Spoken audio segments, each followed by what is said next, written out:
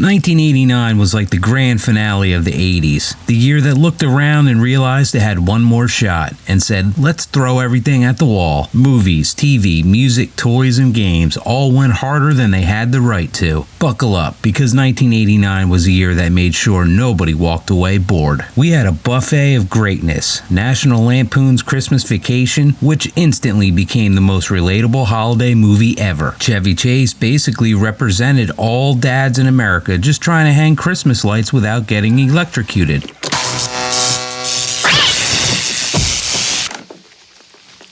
Honey? The Griswolds turned family dysfunction into an Olympic sport, and somehow we recognize all of our relatives in that movie. Say Anything gave us John Cusack holding a boombox over his head in the ultimate Please Date Me move. That scene was so iconic it permanently boosted sales of portable stereos. Back to the Future 2 landed that same year, and suddenly everyone was obsessed with hoverboards, self-lacing sneakers, and Biff somehow owning a casino. The movie said 2015 was the future. Spoiler, we didn't get hoverboards, we just got TikTok. Bill and Ted's Excellent Adventure gave us Keanu Reeves and Alex Winter, showing that being dumb and optimistic might actually save history itself. These dudes time traveled in a phone booth, partied with Socrates, and somehow made be excellent to each other the greatest life advice of the decade. Then there was Turner and Hooch, where Tom Hanks solved crimes with a slobbering dog, because apparently buddy cop movies weren't complete without a dog drooling all over the evidence.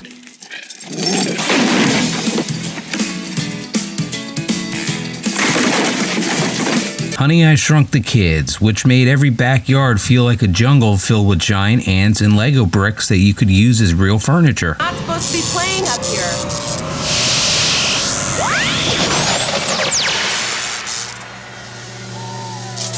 TV in 1989 was thriving. Saved by the Bell showed us that high school was really just a fashion runway interrupted by pop quizzes. Zach Morris could freeze time, and nobody ever questioned it.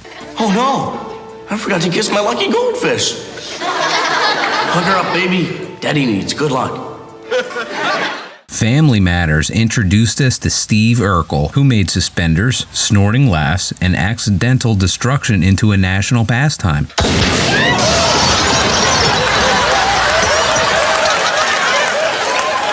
And The Adventures of Pete and Pete gave kids one of the weirdest, most strange, brilliant shows Nickelodeon ever aired. It was surreal, it was funny, and it made you wonder why your neighborhood didn't have a metal plate-headed strongman named Artie. And then there was the music. Biz Markie dropped Just a Friend.